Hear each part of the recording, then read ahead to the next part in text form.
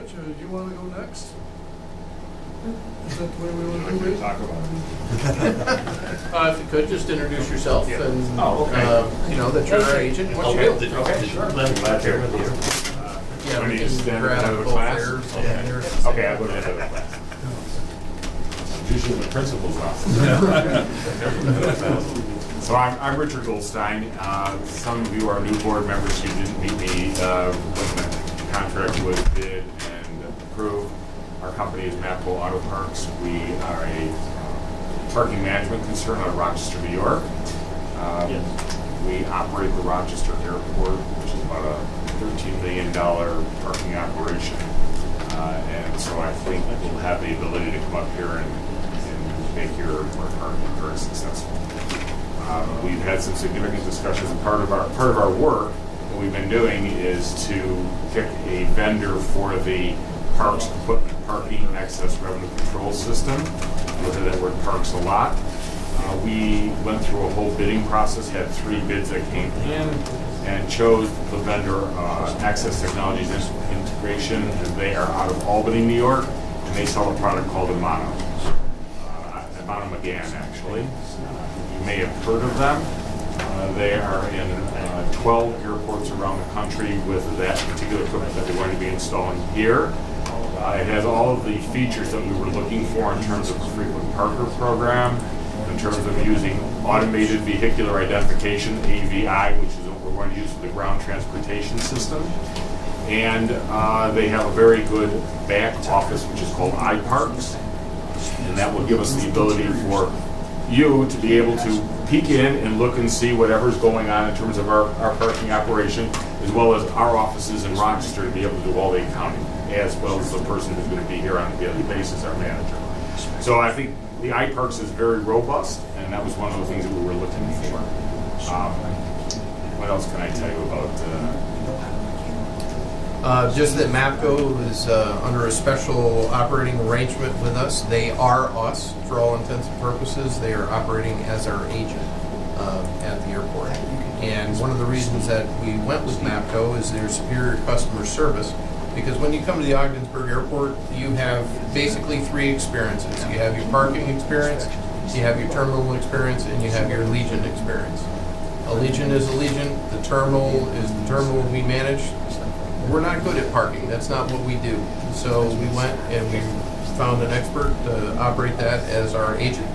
And we look forward to the quality service that you'll provide. And we also look forward to that. That's a main goal of ours, is to make sure that we have satisfied customers so we get them to come back. And part of it is the loyalty that we'll build and the dedication to coming out of Ogdensburg. We think of Ogdensburg as out of the south, so we want to make sure that we grab that 1.5 million people on the marketing side and bring them down. Who's in charge of installing that equipment? Is it us? Okay, Is so- it the contractor? So we have that Access Technology Integration Company. It was actually here with us last week. We went through, that's how we actually discovered that we had some questions about what we needed to do on the islands. They will actually do the install. Okay. Once we get the conduits all in the proper places and we get everything that we need on the island, they will basically bolt and connect. Okay. And most of the work that you're going to see is not going to be done here in Ogdensburg. There's a whole bunch of work that's done in Albany, where they're going to program all of the machines. This is a very sophisticated, cutting-edge kind of technology. It's all digital, all hooked to the Ethernet. We're going to be able to. When we're in Rochester, we're going to be able to see everything that's going on here. Cameras inside. So it'll be very successful. Have you worked with this company before? Yes. As a matter of fact, their headquarters is in Norcross, Georgia, and the fellow who's the head of their American division and I have been friends for probably 30 years, David Moore. So I know David very well, and I know many of the people in the industry. I know I don't look like I'm 68, but I've been around a while, and I have many friends in the industry. Everybody who bid to us, I actually knew them, but I was most comfortable with the Amano system because they had the most integration into the airport market. We lost a national vendor, federal APD, across the board, and they were the ones that had the most penetration, but they're gone. They decided not to be in that business any longer. Amano was number 2, and they really are doing very nicely in that niche. So this equipment has been used at other places? 12, it's 11 other airports, will be the 12th. The sophistication level that we're using. They are many airports, but we're using a level of sophistication in terms of the digital technology and the way that we're gonna have barcode readers in the machines. We're gonna have all kinds of communication, visual with cameras, that kind of stuff. It's a little more sophisticated than what they have had in other airports. I think there's a couple things to know. One is our staff went down, board members went down and looked at the operation there or whatever. And even before we decided to take on the parking lot or have somebody with professional capacity, realize there's more to this than we realize than just somebody taking $2 to park in a car, all the type of thing. There's a lot more to this. And so that was a very important element of our decision-making process, is with his operation, all the things, expertise, things that we didn't even think about, that got covered. And so it's a safe way. It's really the safe way, smart way, that somebody takes care of this operation. Okay, we have enough headaches to go with, but there are a lot of headaches to this operation. And, you see the checklist list of things that you didn't think about that could happen in the parking lot. And so all those things with his operation really clarified all those type of things that are involved, that who does what, how it's done. And, it's really very intricate. So, I want to ask you one question, and this is what I heard in the community. And the community is, there are people there that believe that they can open up their own park and fly operation. And I'm thinking, wow, I mean, somebody's really trying to impede into our money source that we put out for risk, whatever. And so I'm trying to think in my mind, if people out there are thinking that, how do we protect ourselves against or how does a park and fly operation come into this? Okay, so America is about free enterprise, but I think you're allowed to charge them up to 10% of their gross revenues when they come on board. We're going to have a ground transportation system that will allow us to know whether they're coming on board or not and coming into the facility and using it. So you can actually do something like a 10% charge of their gross. Now remember, it's self-reporting, so you'll have to sort of get into their books, but Well, how do we know who they are? If somebody pulls up in a shuttle van with no markings on it, and it's an individual. Chad's been working on the ground transportation part of it, so why don't Yeah, so why don't this is Chad Carno, he's our Vice President of Operations. I can speak to that a little bit. I mean, we've gone through, we've talked to Patrick at length, and we're going to put together a ground transportation piece where we're going to monitor all of the traffic coming on, whether that's shuttle buses locally or buses coming down from Ottawa. That would be a charter type situation. All of those we will issue tags to, so we can track when they're on the premises. If they're not registered, we're going to make them registered. And if they don't, then we'll issue a citation of some sort to move them in that direction. So what you're saying is license plate identification is going to come up? No, it's more in the like a sticker, like a permit sticker. Oh, I mean, how would you know what vehicle? So there's AVI tags that we use, and it's like an Easy Pass in the vehicle, and each vehicle will be issued one of those. I think what Sam is asking though is if somebody doesn't have an AVI tag, is that what you're looking for? Yeah. Okay, How do I identify so in a it? park and fly situation, what you probably will have here is, because they're not going to have shuttle buses, they're going to probably have you come to their site, they're going to drive you up, they're going to drop you off, and then they're going to go back in the car and take the car back around. That's how they're going to do it. Right. You will notice if we watch with the cameras, because we've talked to Patrick already about having a camera facing the terminal and one facing the parking lots. So as we monitor those things over the course of time, we will recognize, I can't imagine that it's going to be a whole bunch of different people. We see the same people over and over taking the cars off a lot. We will then recognize that we have to do some investigation and we'll pursue it. That's how we'll work. And it's partially, our staff as well will be tasked with monitoring that. So as they see these situations develop, then we're gonna have to make sure that they. To your point, I mean, could someone feasibly, in a one-off situation, drive a van in there and get away with it one time?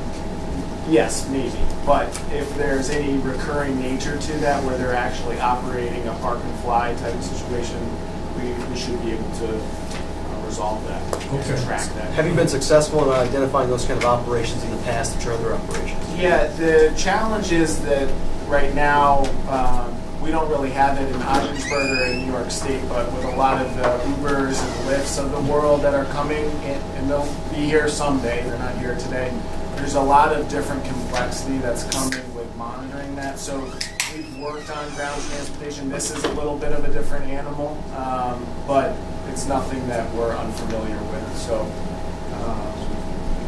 I think we have to we've been working to craft a system that's going to account for all different types of ground transportation, because there's a lot of different ways that people can come onto the grounds, whether it's from a hotel shuttle, from Ottawa. I mean, there's a variety of different ways, and we want to have a handle on all of those different ways to access the facility.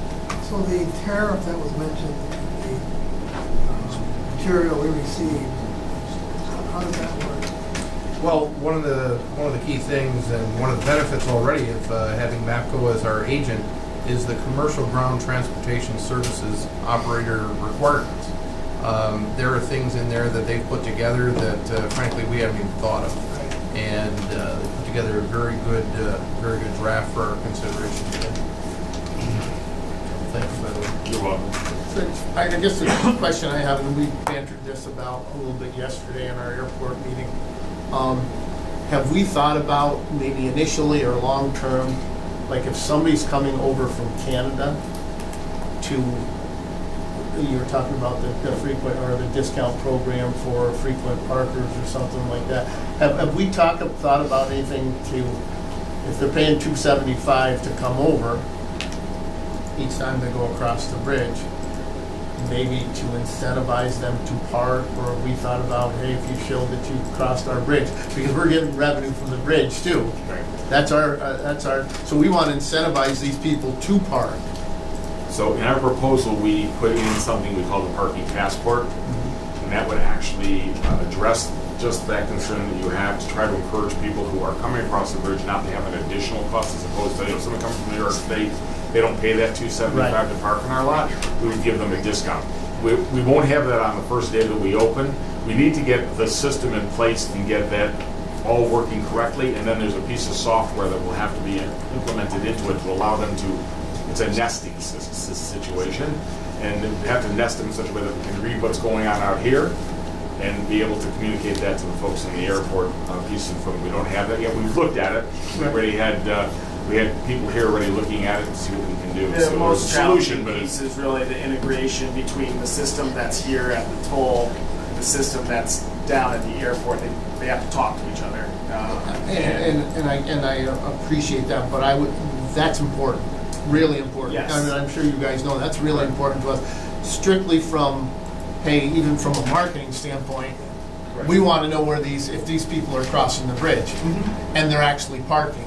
Right. You know, we need to know the people that are coming across, opposed to somebody that, hey, is coming from, just say Clayton or whatever, and they're parking here for 2 days, 3 days. So here's something that will be interesting that you probably haven't thought about, but every night we will take a license plate inventory.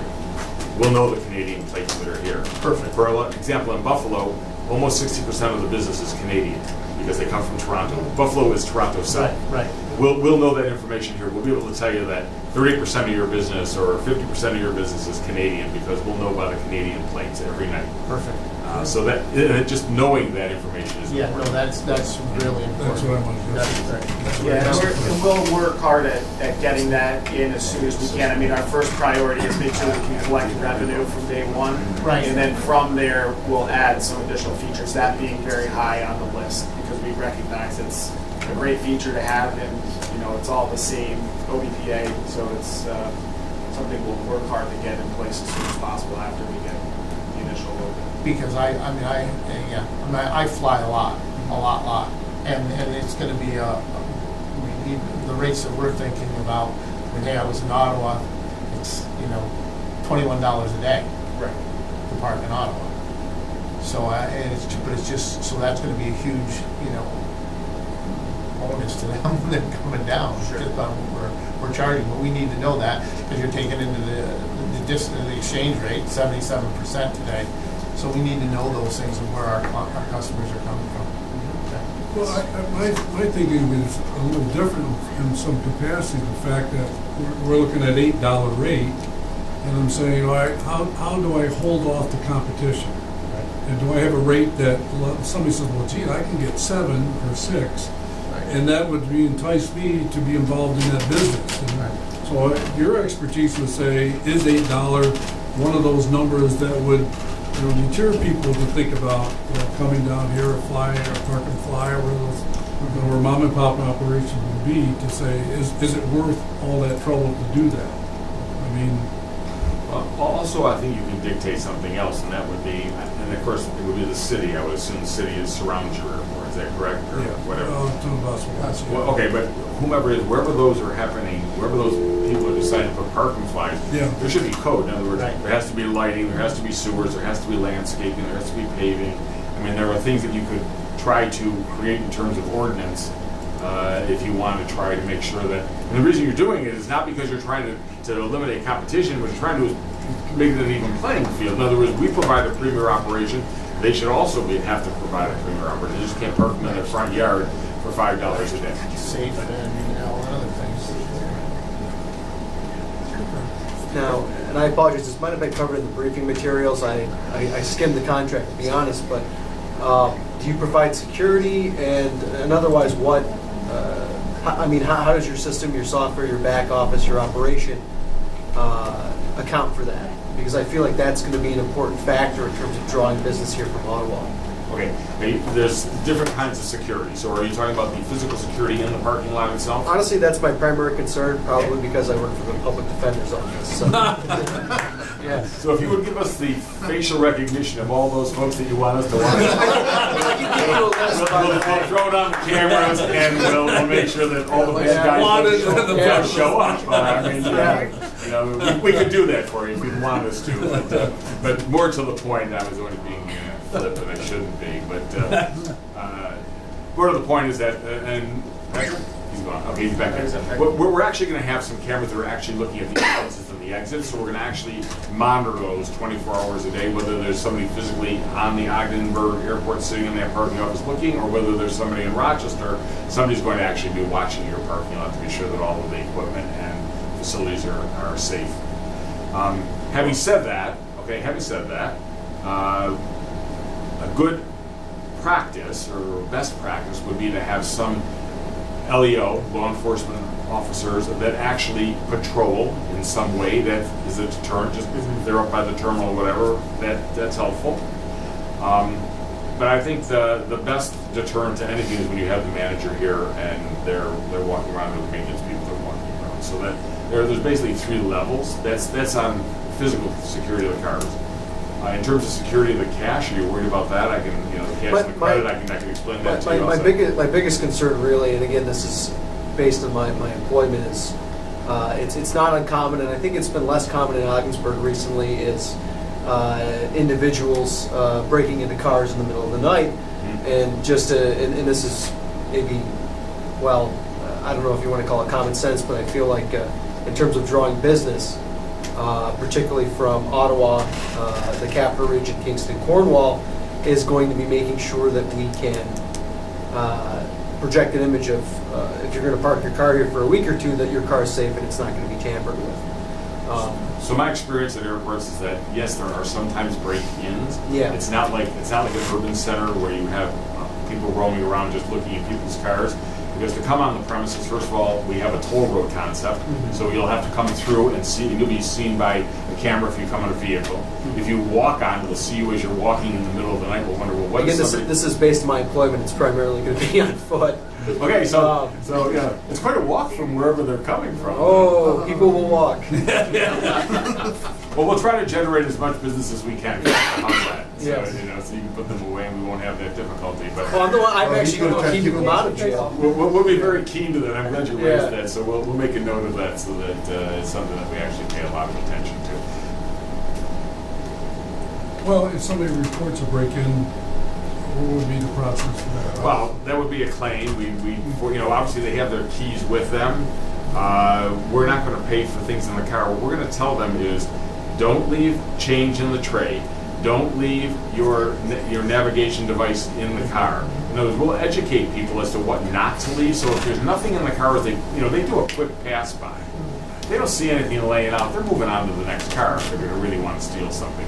The idea is not to leave anything in the cars. Where we have problems is when somebody leaves their change sitting in their tray, and if they're in desperate need of whatever it is they need, they will try to break in to get that stuff. But it'll be difficult when they're breaking in if we're watching a lot. It's only a 500 car parking lot. That camera will have great night vision. We're using high definition cameras, so they're We're gonna, we talked to Patrick about recording the Right, we can as record well, so stuff, we right. can have some record of it for a period of time as well. So we should be able to capture that, especially if we see any activity of that nature. But I won't tell you that we won't have a break in there. I can, We can hope it doesn't happen. It Exactly. is quite a long We walk. will try to so- create as much deterrence as we can, but there will be something that will happen, I'm sure. Do we have plans to have any local law enforcement, security company do like cruise tours periodically or anything? Not that I'm comfortable discussing on camera, but yes. Is the airport itself located in the city, or is it in Oswegatchie? Oswegatchie. It's in Oswegatchie. So the city police wouldn't be able to necessarily patrol that, correct? Yes, we do. I'd be happy to discuss security concerns off camera. Okay.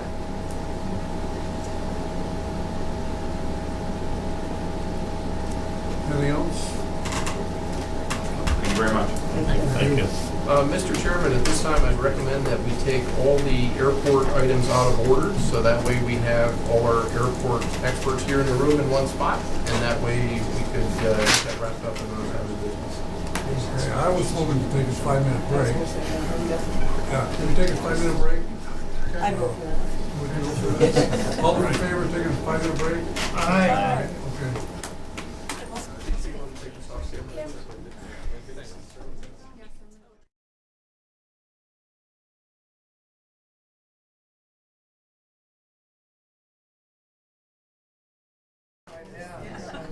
Okay, let the record show it's now, we reconvened, it's 10:30 a.m.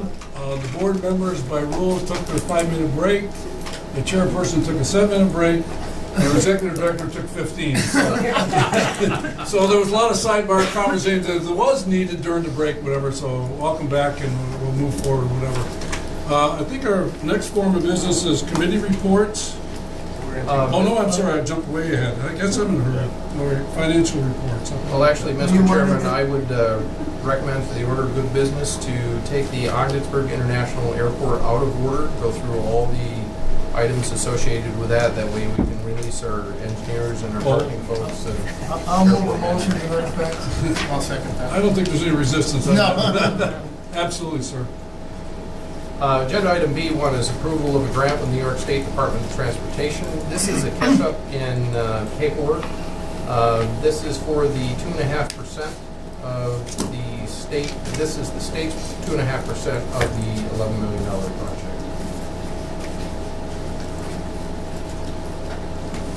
We previously approved both the FAA portion and the Bridge and Port Authority expenditure. I'll move that. I will second it. Questions, comments? I did have a question, I'm gonna get to it. And here it says, under further resolve, it makes reference to the state share noted above will be increased proportionally up to a maximum increase of 15%.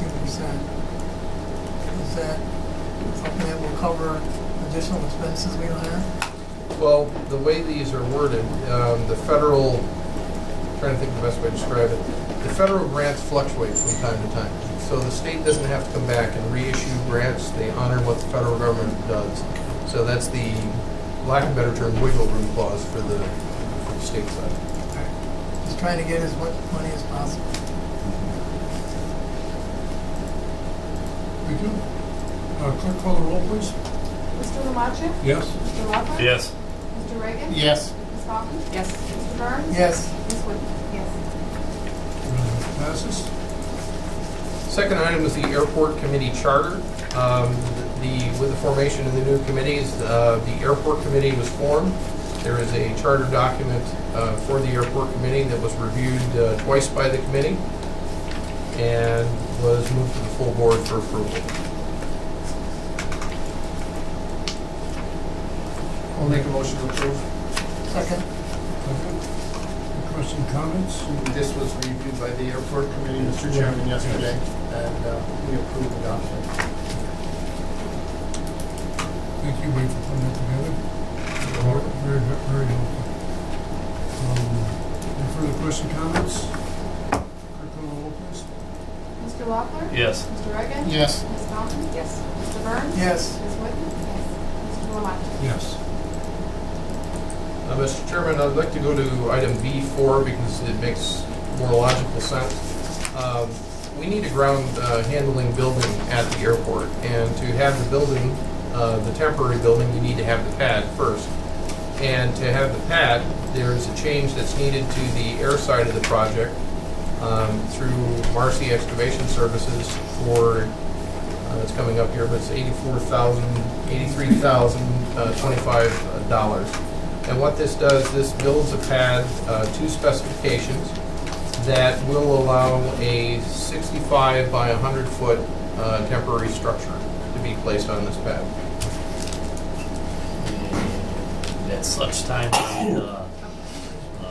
when we possibly put up a permanent storage facility, this could be used someplace else. This is the pad only. This is the Oh, I'm sorry, apron. Pat. Okay, But jump yes, ahead. when we get to the temporary Yes, building, temporary okay. building could always be All relocated. right. Does this have to be engineered? Yes, the pad needed to be engineered to account for the wetlands, a variety of different things. Bill, do you want to speak to any of that?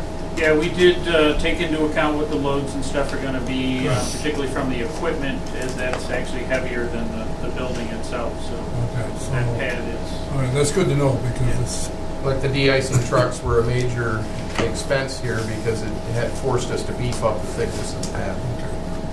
We could always use this pad in the future for Yes. something. Anyways, okay.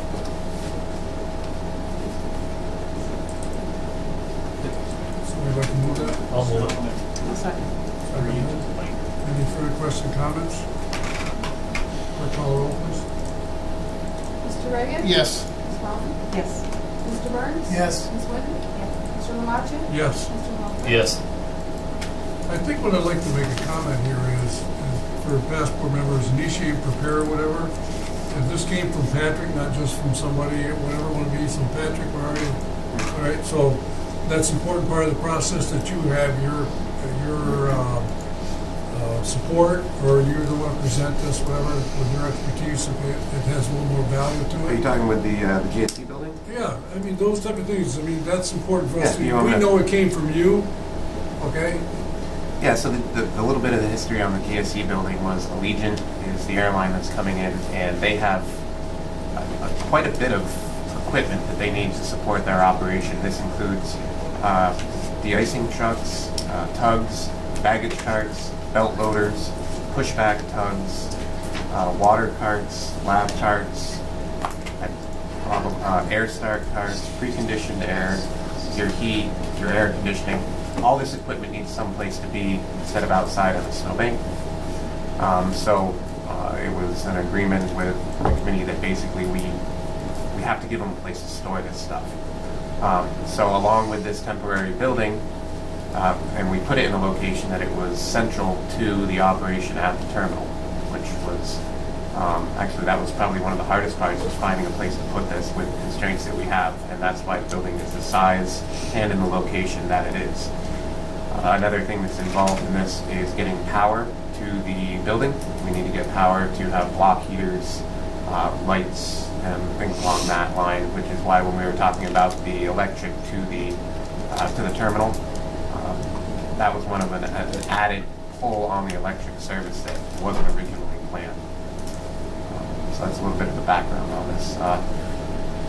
If we get into a point where they don't need as much storage, we can always use this building as well for any of our equipment, because we are, as you know, in a situation where we don't have a lot of storage as well on this airport. So it's also something, we put an oversized door on it. It's a 16-foot wide door.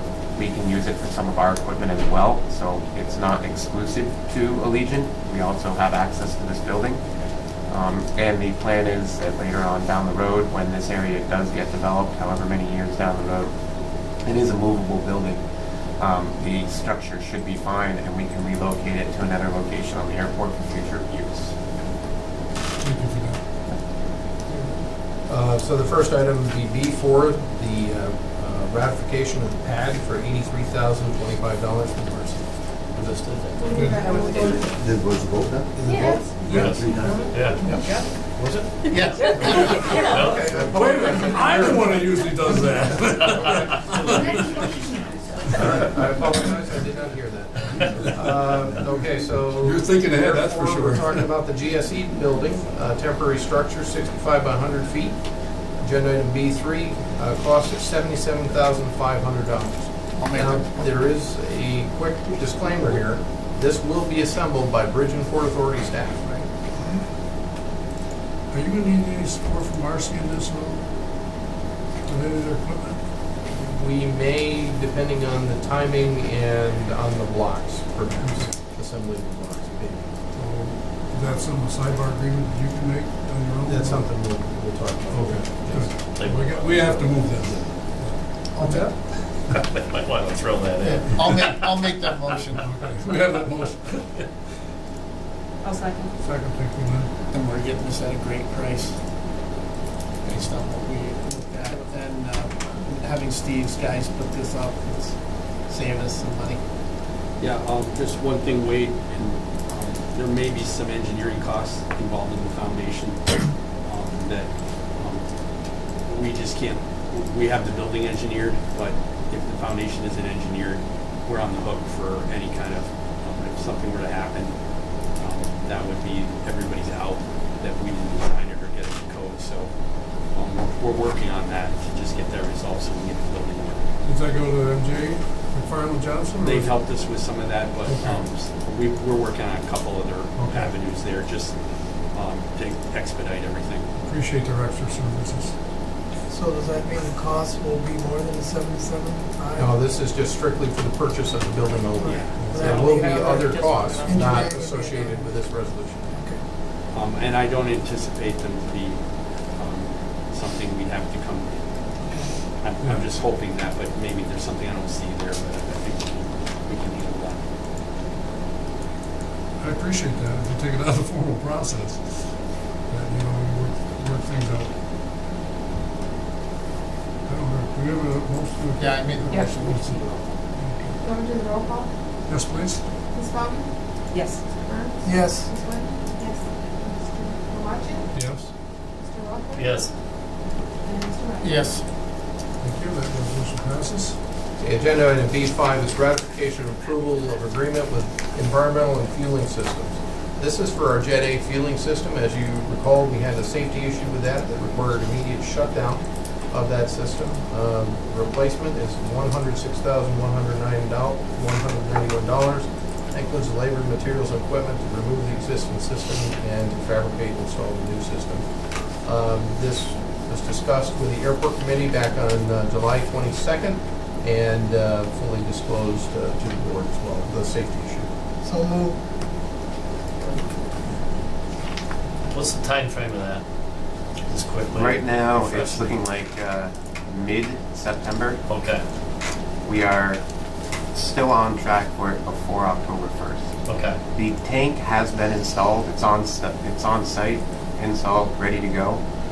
Piping is on site. We're waiting for longer lead items. The pump is a longer lead item, and that's what we're waiting on with that. So What's the what if this doesn't happen? We have a backup plan, or we have to, this is it? we have the old system still there, which can be rehooked up, and the contractor is going to replace the parts that need to be replaced if we don't have it done in time. Okay. So it's not an ideal situation. We still have a tank or a pump system that's pumping at I'd say about 65 gallons per minute. It means Darren's going to be sitting outside with a dead man switch for about 2 hours to fill a fuel truck. Not ideal, but we also don't have back-to-back flights. So we can limp through with the system that we have. This is a backup plan. That's why we haven't removed the skid tank out of the area as of yet. I'm hoping we don't have to go that route, but I'm fairly confident that they will have this in place prior to Were October. you gonna bill a lady on that who's being sent? Should, Yeah, so you have an idea that, you Yep. have a chance to have flexibility to do that? yep, Okay. and ENFS has been extremely helpful. So they're working with, they're also working with one of the guys from McFarland Johnson on this as well. So we got our best guys on it. Megan, what happened was our fuel system was out of sync, whatever it needs to do, whatever, so we had to upgrade our tank and the dispensing system that goes with it, so that's exactly what we're talking about here. I don't remember, did you get a second? I'll second. Doug will second. Any further questions, comments? Clerk call the roll, please. Mr. Burns? Yes. Ms. Whitten? Yes. Mr. Lamacha? Yes. Mr. Loeffler? Yes. Ms. Reagan? Yes. Ms. Sonic? Yes. Next up is ratification of agreement with MAPCO. Apologize here. The why is as important as the document here. Make a long story short, MAPCO is purchasing $330,000 worth of competitively bid equipment on our behalf. Their current contract is for 7 years. They're requesting a 10-year to amortize it over that 10-year term. This modifies the MAPCO agreement to reflect a 10-year term.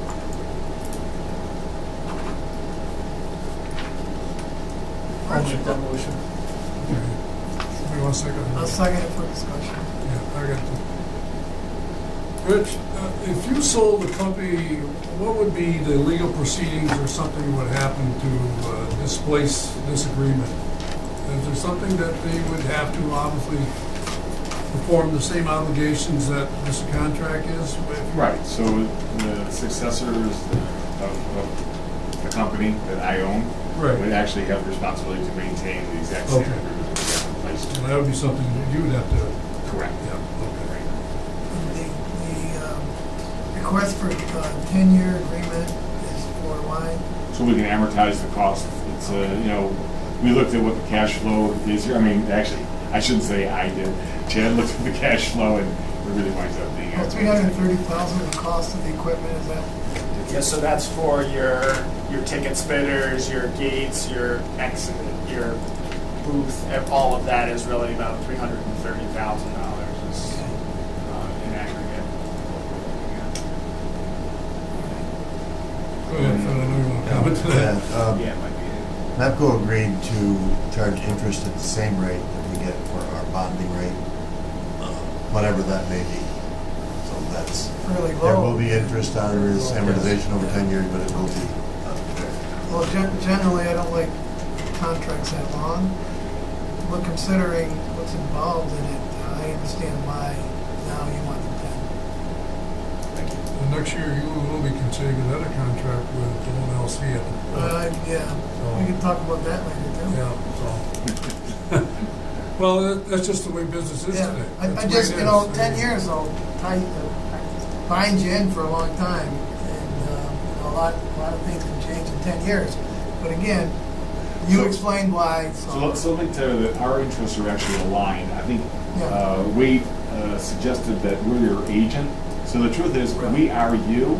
So Right. what decisions we make in concert with you, and we'll be sure to have your interests, because your interests are our interests. I'm sure, well, when I look over my agenda before I get here, to be honest with you, I would have voted no, until you gave the presentation and the explanation. Now that I've heard it, I have no problem with supporting it.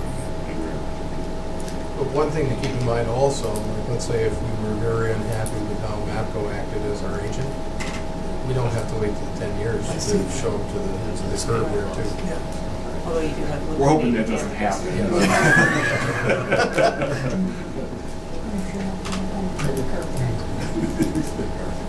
Clerk call the roll. Ms. Whitten? Yes. Mr. Lamacha? Yes. Mr. Loeffler? Yes. Mr. Reagan? Yes. Ms. Falcon? Yes. Mr. Burns? Yes. We thank you. Thank you. We really do. Thank you. The next item up for the airport is the approval of the airport logo. The airport logo was developed and was put before the committee back on July 22nd. We're not done. Okay. Let me get him. And the committee recommended approval, and staff concurs with the recommendation. Just trying to run out. Thought you were gonna get away. I told you I was in the principal's office a lot.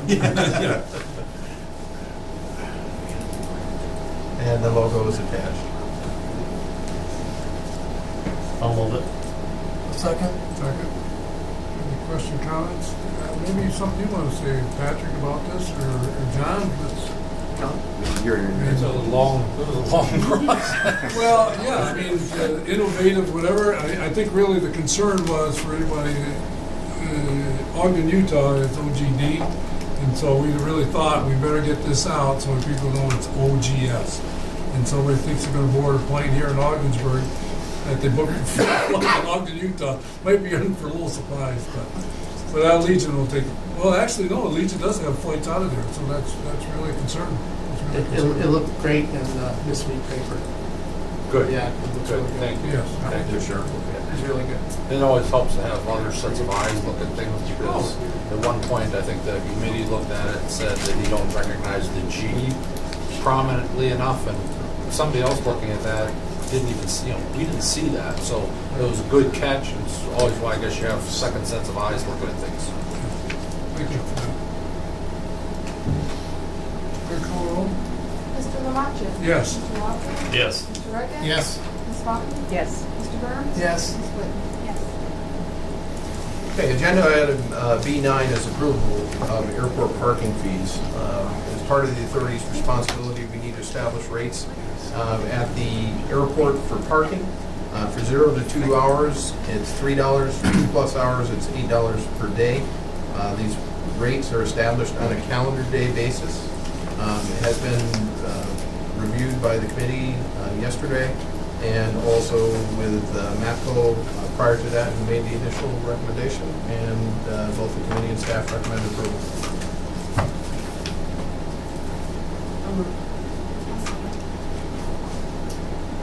I guess my question is, and we had this discussion in your court committee. Rich, where did you guys come up with? Did you do a survey? We did an analysis, which we were here last week, so we actually had a very lengthy discussion about similar size. We actually looked at some Allegiant airports to see what was being charged at Allegiant airports, and also similar size airports with growth being things that we're anticipating. Right. And we felt, and then we also looked around to see what was sort of competitive within the neighborhood. We don't have a lot of big parking lots around here, so it was a little more difficult. But $8 seemed to be a fair price for two reasons. One, we thought that we could actually get $8 for a day's parking. The other thing is that it would allow us, if we wanted to do some discounting in the future to try and encourage, $8 is a number that you can discount off of. If you want to discount off of 6, you're already cutting into a number. And we've projected, some dollars out in terms of what 8 will produce if we do some discounting. So it's a number that we can live with. Okay. That would be fair. I guess, I pulled these up the other day because I do a lot of traveling. And so if you take, and I'm just doing all this in American money. Sure. Okay, because, if you're in an Ottawa airport, it's $1.54 for 30 minutes. They have an indoor and outdoor parking, so obviously we're not talking about indoor. Their outdoor parking is $16.17 a day. I converted it to the 0.77 that it currently is today. So it's $16 a day, which is double. They have outdoor parking. They have a weekly rate. I'm not sure, we don't have a weekly. So we don't have a weekly rate yet. Okay. I'm a firm believer in different price points, but I think we need to think about what kind of as we build out this operation and we expand out, we may create a weekly parking lot in another place. I don't want to try to mix the weekly in with what we have, because right now we have short-term, long-term, everything all together. We don't have any premium parking. We don't have any of all the levers that would be nice to have. Okay. Because just like in Ottawa, there's a different price point if you're indoors or if you're outdoors. Correct. Right. Okay, and then because their outdoor parking for a weekly is $57.75. I guess what I'm getting at is I'm almost looking, are we too low? Well, So go ahead. So, I mean, You go ahead. Well, I mean, we did look at that. I mean, one of the challenges is, I mean, we looked at like a Plattsburgh, for example. Okay. One of the pieces in there is that we have that, Plattsburgh just charges a flat rate for the entire day. They don't have that stub piece, the 0 to 3 hours. They are the increments. Yeah, so we're gonna pick up a little there for a short-term parker. We don't expect as much short-term traffic. right. And then we also looked at a lot of other areas that have Allegiant flights but are also close to the Canadian border. And, I mean, are we too low? We don't think so. We looked at a lot of different airports that had similar dynamics. I think there was one that was lower, and then there might have been a $10 one. I'm just going off of memory, but there were a lot in this price range, so it seemed pretty consistent. And we have to be cognizant of this fact. Cape Air is here. I mean, I know we're all talking about Allegiant, but we also have Cape Air. And they have 9 passengers on each airplane, and, you know, we want to make sure that we don't chase their customers to Messina, right? Absolutely. So, I mean, we don't want to price ourselves out of them. We want to be fair and encourage them to be part of what goes on here. One other thing, Karen asked me way back when she first opened this up, what about dropping off grandma? You know, and there is a half hour built into this, a half hour free period that we're not advertising, we're not listing. There will be that for everyone dropping something. Yes, last week I flew out of Buffalo, and Sunday afternoon I just went to the airport and I was there for about 40 minutes, and they charged me $1 on the way out. Just for reference. Yeah, we, as Fred said, we typically don't advertise that we have a grace period, but you won't have a lot of people saying, "Oh, I can't believe you're going to charge me if you're just dropping off." Yep. They won't. They'll kind of go through the system as easily as possible. People will learn though that if they come on and they drop some traffic a lot, it's free for a certain period. Sure. They may not know the whole period, but they'll know there's a free period. Yep. Well, keep in mind, all passengers are critical for us too, as we try to approach that 10,000. So. Well, I go back to what I was saying earlier, that park and fly people are out there way down low. I mean, so I was thinking the other way, are we, are we too high? Too high? I mean, I don't know what that number would be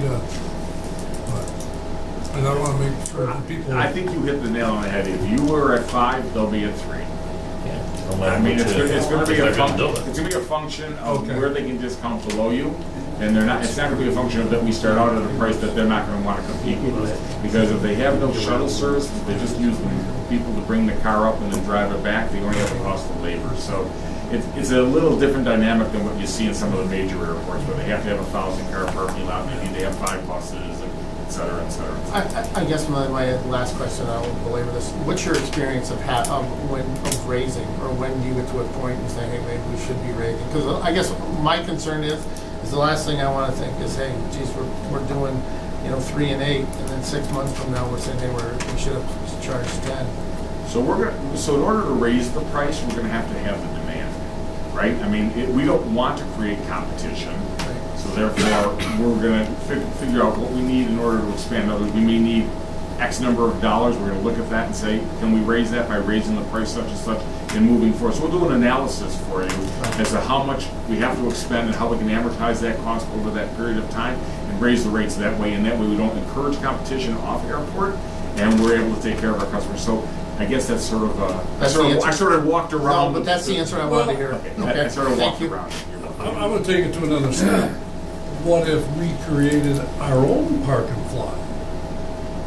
I mean, we could very well do that. We could very well do that. We're very well versed in shuttle service. I mean, we have auxiliary type of parking lots, whatever. I mean, I don't want to get into that, but that's another business. We could. Yeah. Let's get a couple more airlines here. No, I know that. But I'm just saying, well, I'm saying this. I mean, well, obviously you control the market. I mean, we're not talking about monopoly here, but we're talking about So in Rochester, we used to have off-airport competition, and we were able to eliminate them. I won't explain how we did that, but I will tell you that we are a monopoly there. But the watchword that we have in Rochester is, because we're a monopoly, we need to be better than if we had competition. So that's the whole idea. So to your point, Sam, we are going to be a monopoly here, but we have to be better than if we had 10 competitors. Let's see what we're dealing with. Right, exactly. Sam, just one last quick thing. Yes, sir. Frequent Parker, the Frequent Parker program and the toll, the parking passport, those will both be ways in which we can lower the cost for people that are regularly Okay. using it. So for those people that are using it on a regular basis, they'll lower their actual cost slightly. And so that's one way that will help them lower their actual. Well, we really believe in your operational skills, so I mean, that's important for us to understand, everybody, that, we trust you know the business better than we do, and you are us. You are us. Thank you for that. Roll call vote, thank you. Mr. Laughlin? Yes. Mr. Reagan? Yes. Ms. Dalton? Yes. Mr. Burns? Yes. Ms. Whitten? Mr. Lamachi? Yes. With the parking, there's a need for a set of rules associated with that parking. And agenda item B10 deals with the approval of the ground transportation service operator requirements. And there's a corresponding document there that was reviewed by staff and by the airport committee, and we recommend approval. That's a very good accounting of things in that Yes. report. Really That was a good. great report. So, Thank you. And I was saying to a couple folks, I mean, we'll continue to refine it because it's never perfect. Mhm. There will be some additional stuff we'll layer in, but this is our best draft at the moment as to what it's going to look like. And that gives us some basis to work from. I'll move it. I'll second it. Was this the report where you mentioned the tariff, yet there was no dollar amount or anything? Yeah, I would recommend again that we propose something and that gets voted on as what the appropriate tariff is. So we're You're not, talking about the permitting fees. Yeah. So, I mean, typically the permitting fee is not an impediment to somebody that has like $10 for the year, right? But then the trip charge is what we're talking about, maybe $1, $1.50, $2, whatever it is that and the buses will need, the charter buses will Right. need to be seen in a different way. So we didn't really refine that. We wanted to leave that sort of up to Patrick and, the airport committee, et cetera, to sort of. I didn't see it, so that's why, so Okay. maybe I It's, missed it. one of the reasons it's not there also is we don't know yet what a bus would charge, right? If they're charging $100 or if they're gonna get $100 for each bus that comes down, then that's gonna dictate what we can charge them. So, We still have some homework to do. yeah. Thank you. Clerk call roll, please. Mr. Reagan? Yes. Ms. Dalton? Yes. Mr. Burns? Yes. Ms. Whitten? Yes. Mr. Lamachi? Yes. Mr. Laughlin? Yes. Agenda item B11 for the airport's approval of an airport operating bank account at Community Bank. Each time we establish a bank account here, we need a board resolution to do it. As part of the airport operating account need, we need to have this account established as part of our agreement with MAPCO. And we're recommending approval of this signatory authority. Executive Director, CFO shall also have signatory authority on this account. All parking revenue will be deposited into this account. All associated expenses will be paid by MAPCO out of this account after approval by the authority. And again, they are us, so they have the same rules that we operate under. So moved.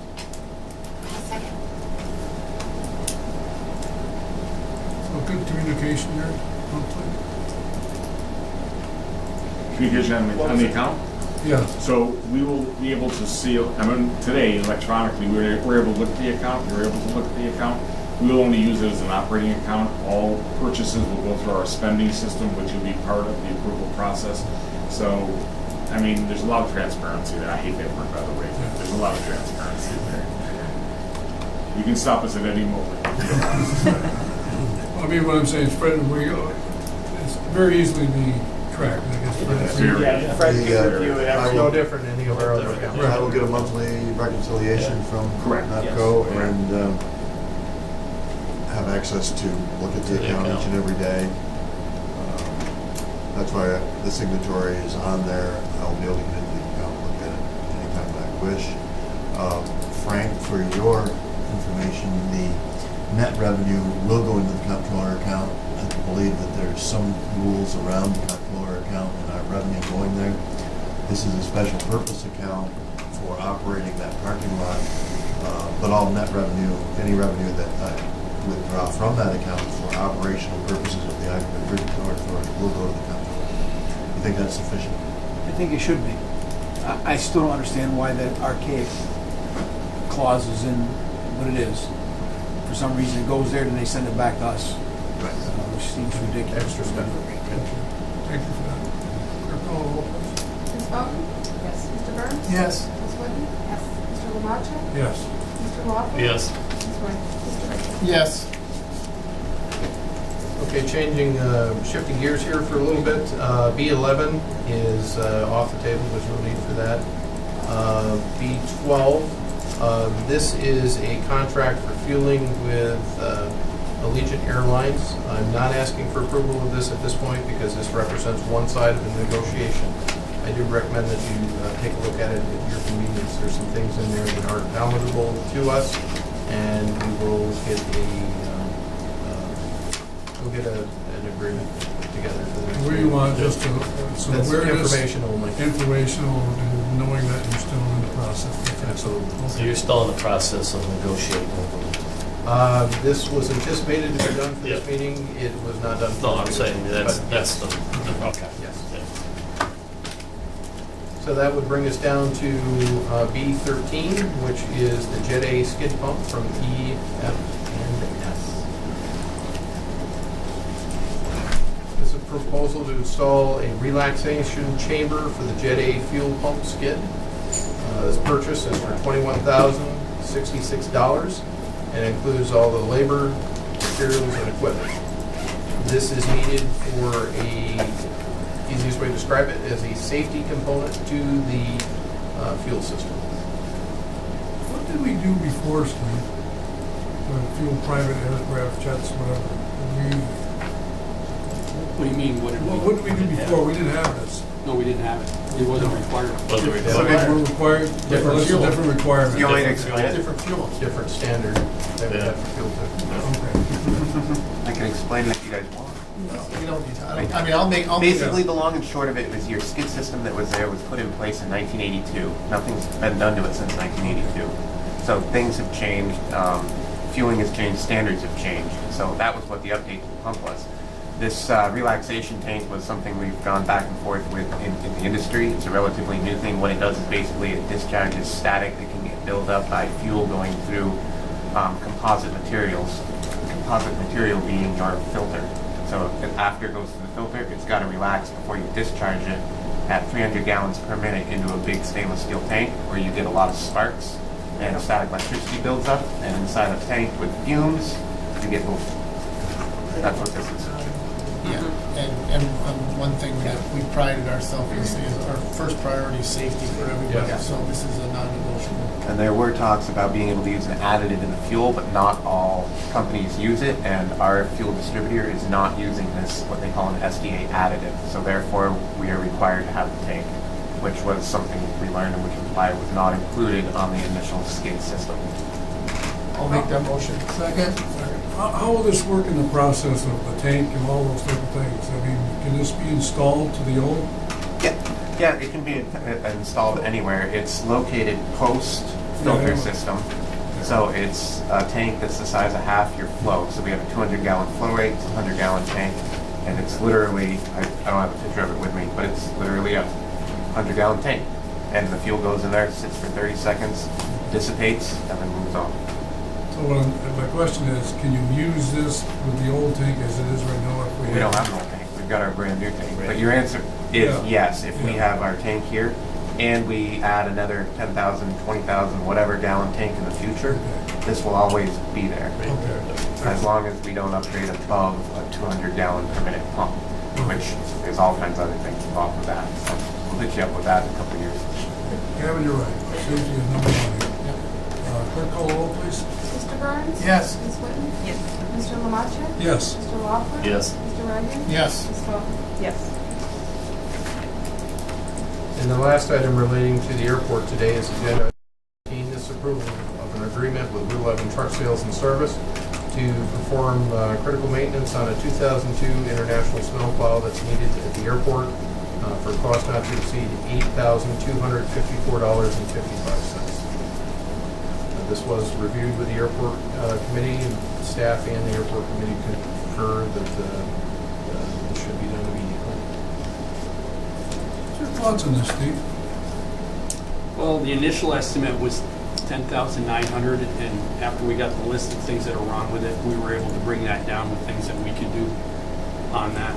So we needed a certified, Patrick wanted more reliability in that truck, and that truck is, it's at least 12 years old or more. But we haven't purchased any equipment for the airport since I've been here. All of our money, that was the last thing we purchased, was the plows back in '02 and '04. So we've had them, and they've done really good duty, but they're getting at an age where they need to be replaced.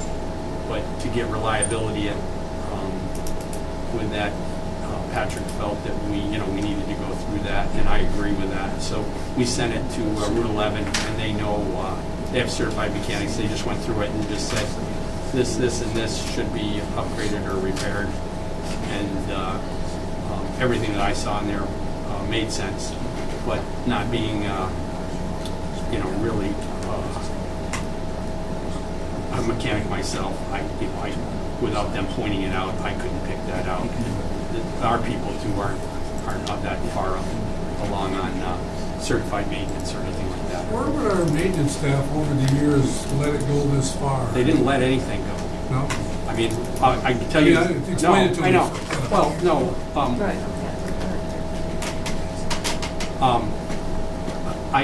I'll give you an example. We had a John Deere tractor. This is 2006. The transaxle broke on it. I didn't have the people to repair it right there and then, so I got a price from John Deere for $1,100. Well, I'm not going to put $1,100 into a John Deere tractor, so we're going to junk it. When one of my mechanics got back from vacation, he said, let me take a look at it. For $160, he bought a transaxle part and the tractors. Now, well, that's the type of thing that we can do. We can look at certain things, but I have a limited budget. I can't. We take a lot of things here to the point of failure. We can't. We're not proactive with that. I don't have the people. I don't have the money to stay on top of a lot of that kind of thing. So I would say that the snow plows fall into that category. The larger things do. We tend to send them out because when we have a problem and get done with. But the everyday maintenance on those are done.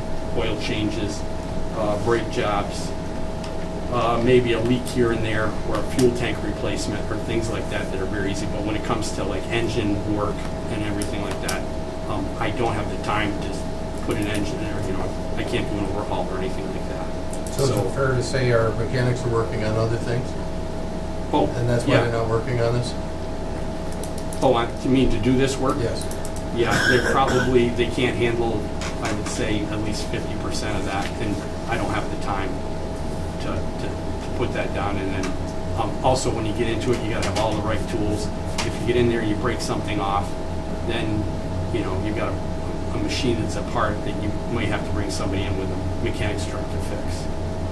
What do you think the reliability of the 2002 truck is after this, using it?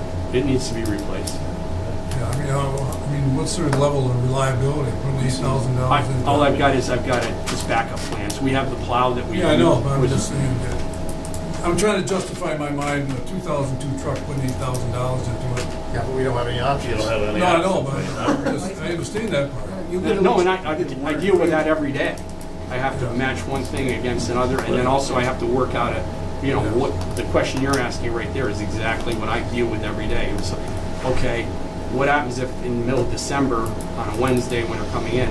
Well, right now, my thing is to grab the grain truck with the plow, put a lot of sand in it, and just get by for the day and try to figure something out. Do we go rent something or that? But as far as looking at purchasing of that, we need $170,000 to replace that. Well, I want to excuse me for a second. See, to me, is what I've asked from this board level, whatever, is you tell us what you need, okay? and to run your operation the best of your ability, whatever you want to be. And so this board is open to, I know our checkbook's a little tight, but I mean, to me is, I want to know exactly what you really do need and what you forecast what you're going to need as we move forward. And that's important. And you said that in the past. Yeah. And I think part of my answer was, I try to balance out the whole landscape of our finances and try to make do. And I may to a fault go to the point where we're right with this Yeah. truck now, because I totally understand your question And I about. listen, I don't want to be negative here, because No. it's not negative about you. No, I know everything about what you, I mean, not everything you do, because I couldn't keep track of it. But the element of, well, for every board member is, okay, Steve does a lot here. He's all over the place, whatever, and trying to make things work, and we're changing that operation. And so I just want you to be free to, to say, this is where I'm at and what I really need. Yeah, and, I think, if I just went purely on factual, what I need, it would floor you. I know that.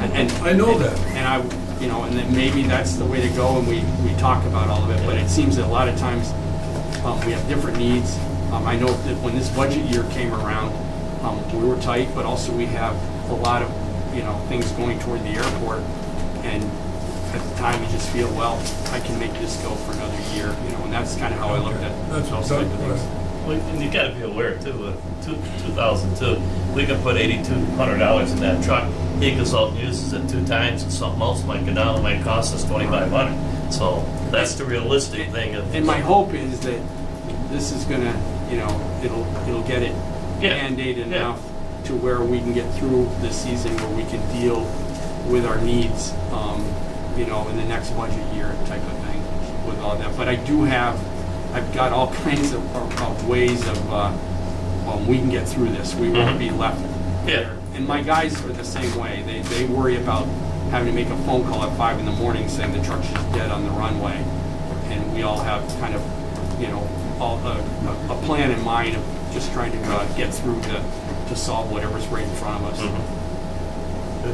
Fred had a comment here. Yeah, Bill, is snow removal equipment eligible for our $1 million? Well, eligible both federally and state has been pretty generous with purchasing snow removal equipment too, so I would consider that for future grant years, absolutely. Well, but wait, there's a catch. And the catch is this mouse. This mouse system is gonna gobble up our first $1 million. Yeah. Before we But even get it's there. eligible, that was, yes. And Absolutely. just after we purchased those snowplows, when we did the first renovation of the airport, all our discretionary money was saved up for 3 years.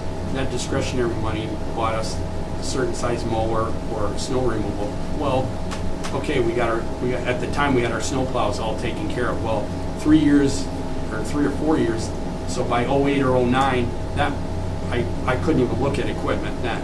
And then, you're all kind of familiar with where we went there with the discretionary money, and there was more important things than just exactly what Wade's saying is, okay, now discretionary money's got to go toward the mouse. So, it just enters into my thinking, well, if I can make this go, these things go another 2 years, okay, fine. But that's where we come into these $8,000 or more. Well, So, go ahead. Well, I think that old cliche, that first impression, okay, you only get one shot at this, and our customers and everything about this, whatever, that we're prepared for everything that this first experience is. These people, I don't want anybody out there and say these people don't have any clue what they're doing, how they're doing it, whatever. I mean, so all the backup plans, all the things we need to do, with Patrick and all those things have to be. I don't want anybody to say, well, we're shutting down, we're not flying today because this, whatever it would be, because we can't plow this.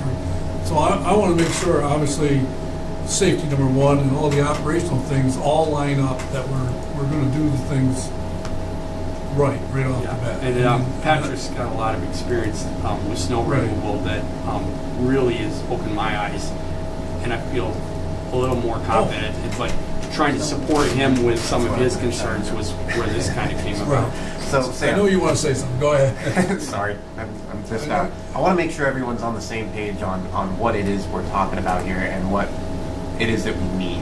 All right, so The FAA has a standard out there, and they say how much primary surface do you have to keep this airport open. Usually that includes the main runway, it includes your, they consider it half your terminal ramp so that you can operate, and your emergency access to your ARF building, that's your aircraft rescue and firefighting building, and your emergency gates, okay?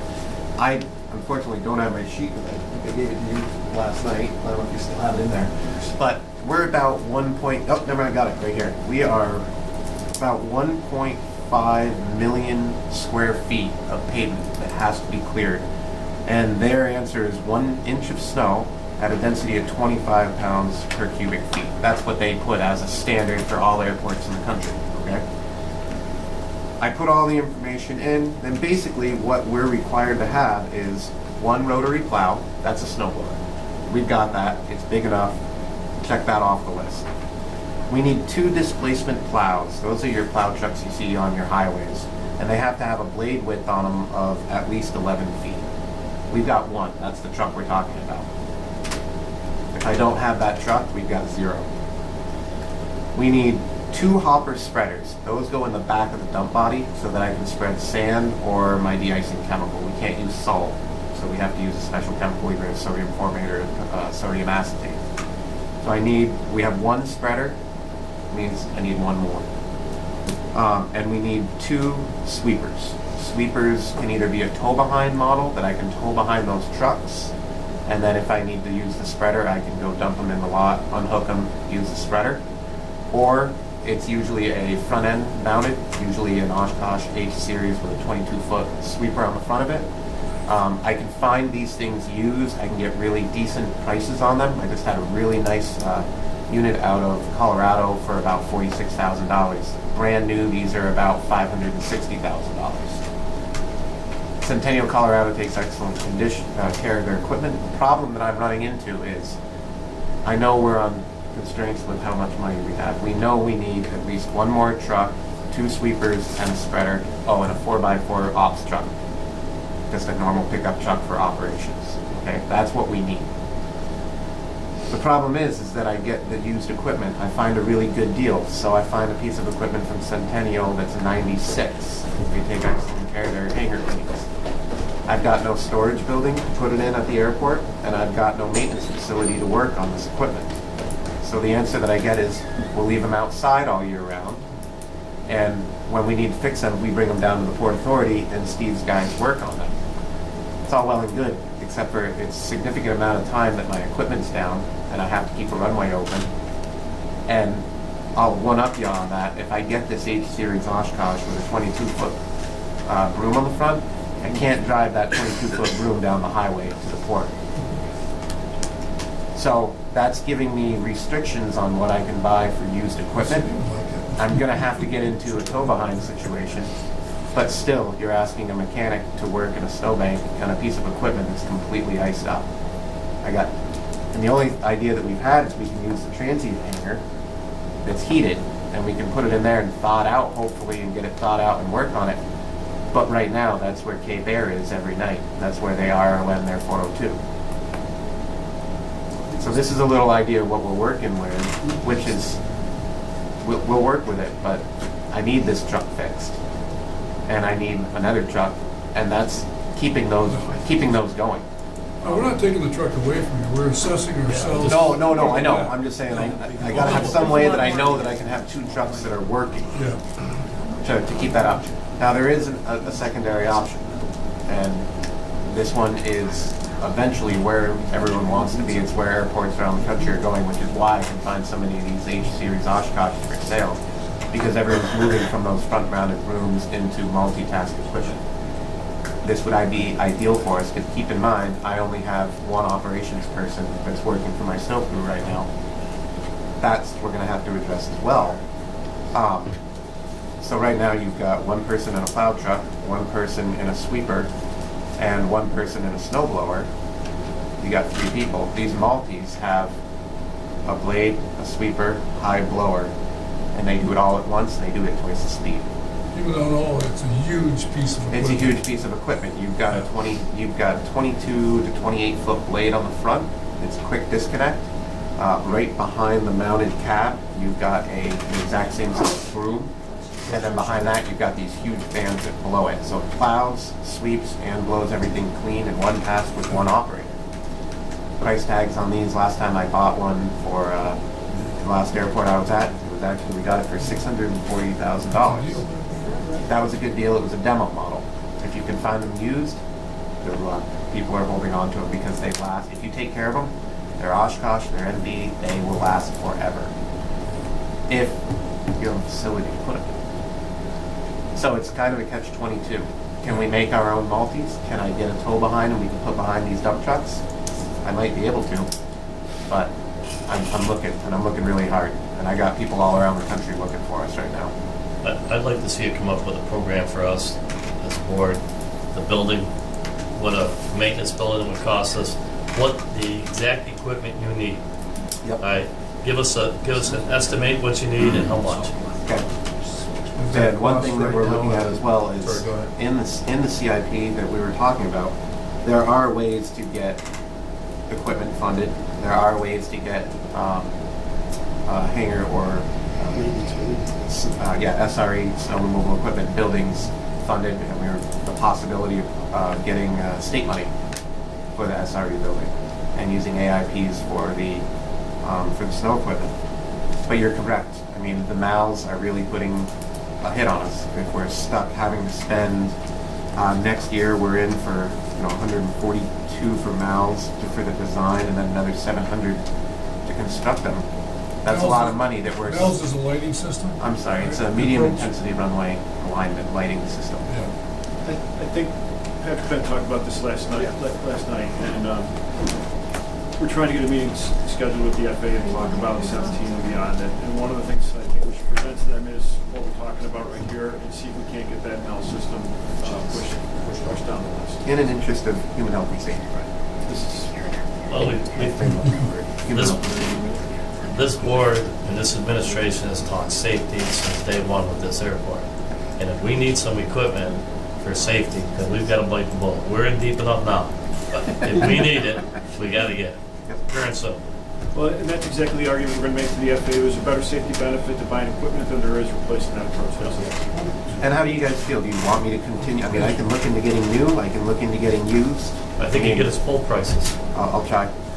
Get us both. In answer to your question about the building is And I got a it. $3.2 million cost. We have a current CFA, that consolidated funding application into the state right now, which could fund about $650,000 of that. Is that the same grant we're working on with Leanne and them? Yes, that's the same one. For just temporary storage of some of this equipment, I think our hangar bay is full right now, right? I don't know if any, like, can take one of those hangars, is it big enough to put some of the equipment in? I kind of went on the rampage and I went around that airport and said, where can I find storage equipment? There's got to be something around. And I found a little bit on the end of the T hangars that we could store the four-wheel drive pickup truck. At least we got that. I found another, a very large garage that was. That was the original maintenance garage out there. Yeah. Built in 83 or 85. It was full of a lot of stuff. The power has been disconnected, the heat's disconnected, it was run down. We just, yeah, well, actually, you gotta go out and look at it. Our guys have done amazing work. Thank you to Steve and his guys. We've gotten the garage door fixed. It's all painted, looks nice. Got the whole area cleaned out. We've got, we're parging the floor so it'll seal. This is now a building that the snow blower will fit in. We still have to get on board with some power and some heat into it. We've got Colin Hammond coming to look at that. But it's a building that we can now utilize that wasn't utilized before. It's something, but we need more. Well, you can tell there's a lot of discussion that, it just, if you go back 3 years ago, we didn't have these type of discussions in interest of time and elements and complexities and things, whatever. So now all of a sudden, and I think back, I worry about our staff, and I don't worry to say whatever it may be, the stress we put on people here, whatever, at this point in time. I mean, it's been very, very stressful to ask our people to take on a project and still run all the other operational things that we're doing. It's been very difficult on them. And I know they're working as hard as they possibly can, but somewhere along the line, we just don't have the manpower. We just don't have the manpower to do this element of operation. And to your words is, if safety is an element, human error will show up somewhere if you don't do all the checklist things, wherever. And that's another element you're gonna talk to about a little later, what things we need to do, so. Oh, and we also lost a little bit of storage due to having to buy a secondary fire truck so that we could have our Findex B for the new aircraft. So where we had our FBO operating out of, both bays are filled with fire trucks now. Yeah. So, and then when we had the 402 in the hangar, that's now the terminal. So that's why the 402 is no longer in the terminal hangar. It's now over in our transient hangar, which was where we were using for storage. So I literally lost the hangar, the FBO. Yeah, so we've lost some areas and we haven't gained much. Is our I have a budget? second. We have a motion, no, we don't have a motion. Okay, okay. What's on, is our budget year calendar or State is the state.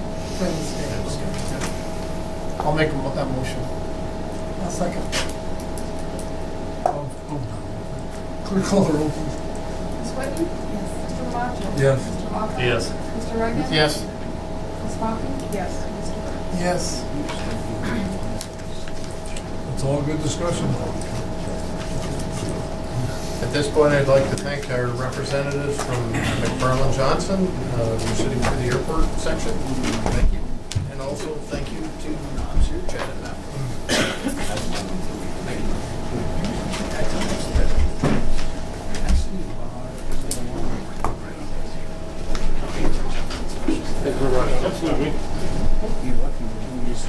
I lost more. Everyone else got credit, lost more. If you can get away from your office, that's all right. Yes. I just might turn that.